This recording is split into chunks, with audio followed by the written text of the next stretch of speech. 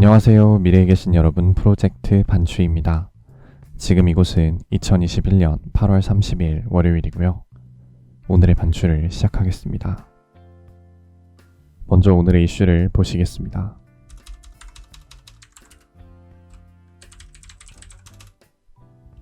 첫 번째 이슈는 전자발찌입니다.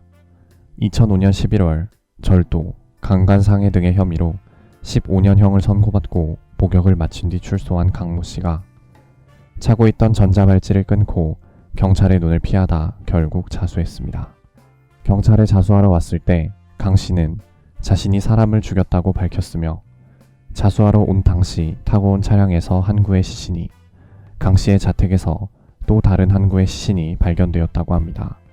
강 씨가 8월 27일 오후 5시 31분경 길거리에서 공업용 절단기를 이용해 전자발찌를 끊고 도주한 뒤 38시간이 넘도록 법무부와 경찰은 강 씨를 잡지 못했고, 강 씨가 자수하러 오고 난 뒤에야 두 차례의 살인이 발생했음을 파악했다고 합니다.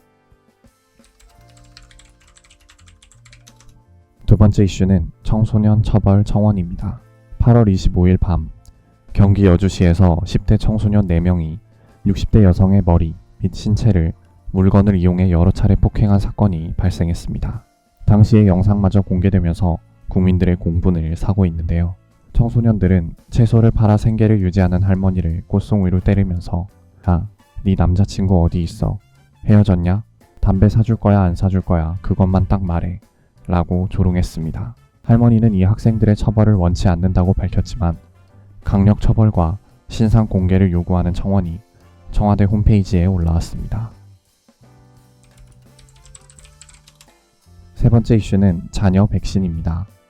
지난 8월 26일부터 18살에서 49살 1,500만 명을 대상으로 하는 코로나19 백신 대규모 접종이 시작되면서 하루에 약 6만 회분의 화이자, 모더나 자녀 백신이 발생하고 있습니다.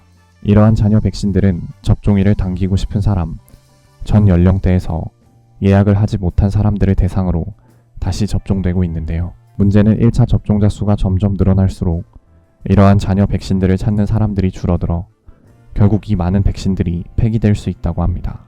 방역당국은 이 시기를 추석 연휴 이후로 보고 있으며 전문가들은 백신들이 버려지지 않도록 부스터샷 시기를 조율해야 한다는 목소리를 내고 있습니다. 다음은 요일별 테마를 보시겠습니다. 오늘은 월요일이고요. 월요일의 테마는 박스오피스 순위입니다. 1위는 인질, 2위는 싱크홀, 3위는 모가디슈, 4위는 귀문, 5위는 프리가이입니다. 2021년 8월 29일 일간 관객수 기준입니다. 이제 여담 시간입니다. 오늘의 여담 주제는 영국 위드 코로나입니다. 영국이 세계 최초로 위드 코로나를 시행한 지 한 달이 지난 현재 위드 코로나 정책에 대한 평가가 엇갈리고 있습니다. 영국에서 코로나19 유행이 정점을 찍었던 지난 1월과 비교해 보았을 때 입원율은 70% 가까이 줄었고 사망률은 90%가량 감소한 것으로 나타났는데요. 이 부분에 있어서 위드 코로나를 긍정적으로 평가하는 사람들이 있는가 하면 매일 1200명대의 사망자가 나왔던 지난 1월보다는 많이 좋아졌지만 그래도 매일 약 90명씩 사망자가 나오는 현 상황 또한 정상은 아니다 라는 목소리도 나오고 있습니다.